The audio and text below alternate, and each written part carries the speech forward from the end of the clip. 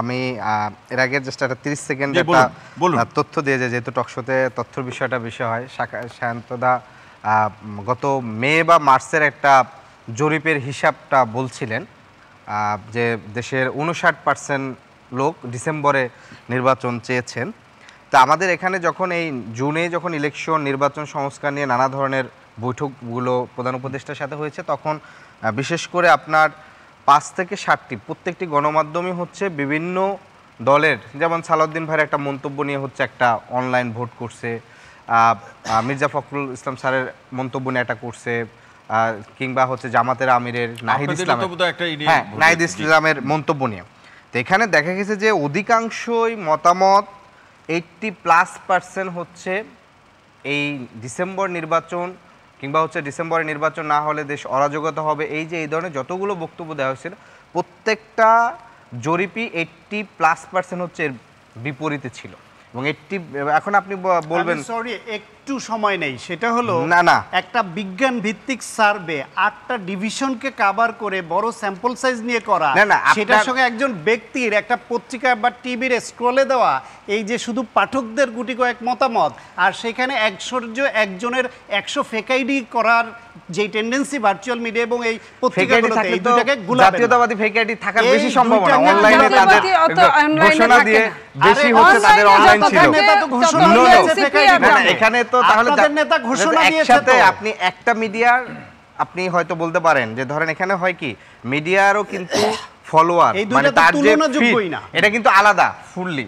আপনি ধরেন যমুনা টেলিভিশনের যারা ফলোয়ার, আরটিভির ডিফারেন্ট, ফলে একসাথে আপনি যখন 6-7টা মিডিয়ার আলাদা পারসেপশনটা পুরো একই আসে, তখন আপনাকে একটা আপনি কোনটা জনতার কথা বলে চালাচ্ছেন কিংবা জনগণের চাহিদা, সবাই তো জনগণের বলে। আমি তো একটা বক্তব্য এই ঐকমত্য কমিশনে বলছি যে বাংলাদেশের বিদ্যমান সকল রাজনৈতিক দল মিলে 100% জনগণের ম্যান্ডেট নাই।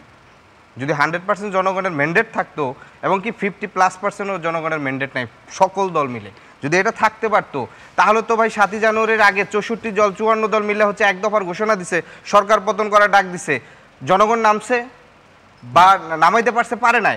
ফলে এই অভ্যুত্থানের 3টা গুরুত্বপূর্ণ স্টেক হোল্ডার, সকল রাজনৈতিক দল মিলে একটা স্টেক হোল্ডার, সকল শ্রেণী পেশার জনতা মানে কৃষক শ্রমিক সকল মিলে একটা স্টেক হোল্ডার, আর বিশ্ববিদ্যালয় কিংবা হচ্ছে যারা ছাত্র মানে মাদ্রাসা কলেজ এই তরুণ ছাত্ররা মিলে একটা স্টেক হোল্ডার। এইভাবে আপনি যদি চিন্তা করেন অভ্যুত্থানে, তাহলে এনসিপি কি একটা বিশেষ স্টেক হোল্ডার?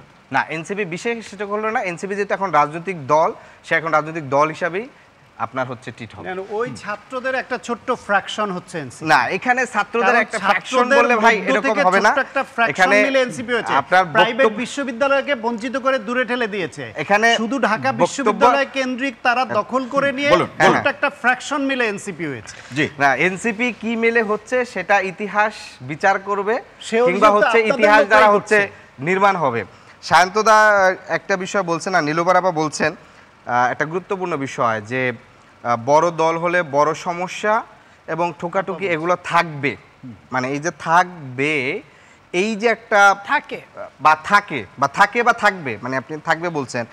শান্তদা বলছেন অনেক বড় দল হলে এটা নির্বাচনের অনেকগুলো ইকুয়েশন আছে, নির্বাচনে যে ইকুয়েশনগুলা আমরা কিন্তু বারবার বলেছি একটা বিষয়, সেটা হচ্ছে বিদ্যমান যে রাজনৈতিক দলগুলো আছে তারা আমাদেরকে যে লেন্স দিয়ে দেখেন, যে দৃষ্টিকোণ থেকে আমাদেরকে বিশ্লেষণ করার চেষ্টা করেন, এই পুরো দেখা এবং বিশ্লেষণ করাটা সম্পূর্ণরূপে ভুল। না, তারা তো পলিটিক্যাল লেন্স দিয়ে দেখেন। না, তারা পলিটিক্যাল লেন্স দিয়ে দেখেন না, তারা দেখেন যে এখানে অভ্যুত্থানের একটা ছেলে যারা গ্রুপ অফ পিপল হচ্ছে এখানে অভ্যুত্থানের সামনে থেকে নেতৃত্ব দিছে কিংবা হচ্ছে জায়গার থেকে, তারা হয়তো একটা ক্ষমতায় যাওয়ার অংশ হিসাবে তারা হচ্ছে নানা ধরনের রাজনীতি, তাদের যে পুরনো রাজনৈতিক কৌশল সেই কৌশলে তাদের মাঠে মতন করে খেলবো।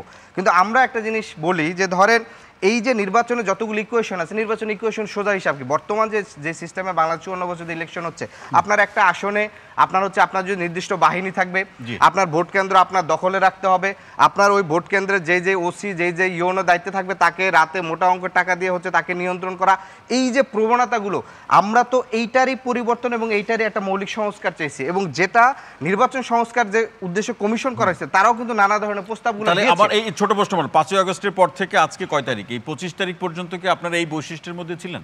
আমরা অবশ্যই বৈশিষ্ট্যের মধ্যে ছিলাম। বাংলাদেশের পলিটিক্যাল হিস্ট্রিতে আপনি হয়তো অনেক ধরনের সমালোচনা আপনি করতে পারেন, যে এই গত 10 মাসে আমাদের নানা ধরনের সমালোচনাগুলো আপনি পুরনো রাজনৈতিক সংস্কৃতি করতে পারেন, কিন্তু বাংলাদেশের হিস্ট্রিতে একটা দলের সর্বোচ্চ নেতৃত্বকে জবাবদিহিতার আওতায় আনা, বাংলাদেশের হিস্ট্রিতে সমন্বিত লিডারশিপ, যেখানে কোনো একক লিডারশিপ নাই এবং ব্যক্তিকে কাল্ট নির্মাণ করে তাকে পূজনীয় জায়গায় নিয়ে যায়, তাকে প্রশ্নের ঊর্ধ্বে রাখা, তাকে কোনো ধরনের সর্বোচ্চ গণতান্ত্রিক জায়গায় সর্বোচ্চ সিদ্ধান্ত তার হাতে দিয়ে দাও, এই যে চর্চাগুলো, সেই চর্চাগুলোর বিপরীতে একটা বিপরীত রাজনৈতিক সংস্কৃতি কিন্তু এনসিপির মাধ্যমে হয়েছে, এবং এটা আপনারা সামনে আরও যত ভবিষ্যতে যাবে তত আরও এই জিনিসটা স্পষ্ট।